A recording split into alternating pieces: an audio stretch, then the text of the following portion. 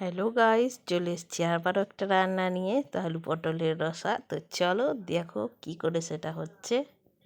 এই দেখো, কড়াইতে গোটা গরম মশলা, শুকনো লঙ্কা ফোড়ন দিয়ে দিয়েছি, তেজপাতা, আর আছে আমি পটলটা ভেজে নিয়েছি হালকা করে।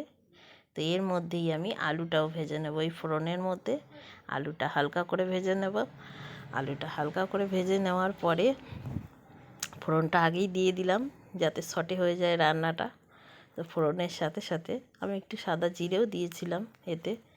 সাথে সাথে আলুটা ভেজে নিলাম। আলুটা ভেজে নেওয়ার পরে এর মধ্যেই আমি মশলা দিয়ে দেবো। আগে থেকে করে রেখেছিলাম মশলাটা, তো সেটাও আমি আলুটার সাথে কষিয়ে নেব হালকা করে। গ্যাসটা কমিয়ে দিয়েছি। তো হালকা করে এটা কষানো হয়ে গেলে এর মধ্যে আমি নুন, হলুদ আর অবশ্যই একটু কাশ্মীরি রেড চিলি পাউডার দিয়ে দেবো। তো যেহেতু এটা নিরামিষ রান্না, তো একটু হালকা লাল লাল হলে ভালোই লাগে দেখতে। তো আলুটা পুরো কষানো হয়ে গেছে মশলা দিয়ে, আর বাদবাকি হলুদ ঠলুদ আমি যেগুলো বললাম সেগুলো দিয়ে ভালো করে কষে তারপর আমি এর মধ্যে পটলটা দিয়ে দেবো। পটলটা দিয়েও আমি এটা হালকা করে কষবো।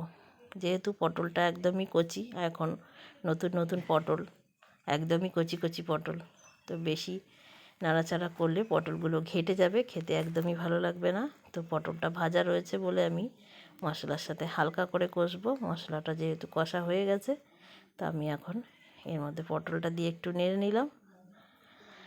নেড়ে নেওয়ার পরে আর অবশ্যই একটু এতে গরম জল অ্যাড করবে।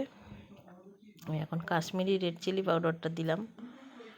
তো এটা দিয়ে আমি ভালো করে মিশিয়ে নিয়ে, আর এই রান্নাটাতে একটু অবশ্যই গরম জল ব্যবহার করবে। আর যে কোনো রান্নাতে একটু গরম জল যদি ব্যবহার করা হয়, তো সেই রান্নার টেস্ট অতুলনীয় হয়। তো গরম জলই আমি এখানে ব্যবহার করলাম। আর অবশ্যই হাতাটা ধুয়ে জল দেবে। হাতাটা ধুয়ে জল যদি রান্নায় দাও, সেই রান্নার টেস্টও ব্যাপক হয়। তো চলো, আমার আলু পটলের রসা অল্প আঁচে হবে। অল্প আঁচে হওয়ার পরে আমি এটাকে ধনেপাতা দিয়ে নামিয়ে নেব। তো কেমন লাগলো আমার আলু পটলের রসা অবশ্যই জানিও কমেন্টে। তো এখনের মতো টাটা, গুড আফটারনুন সব ফ্রেন্ডকে। সবাই ভালো থেকো, সুস্থ থেকো। Bye bye. আবার দেখা হবে অন্য কোনো সময় অন্য কোনো ভিডিও নিয়ে। এখনের মতো এটুকুই।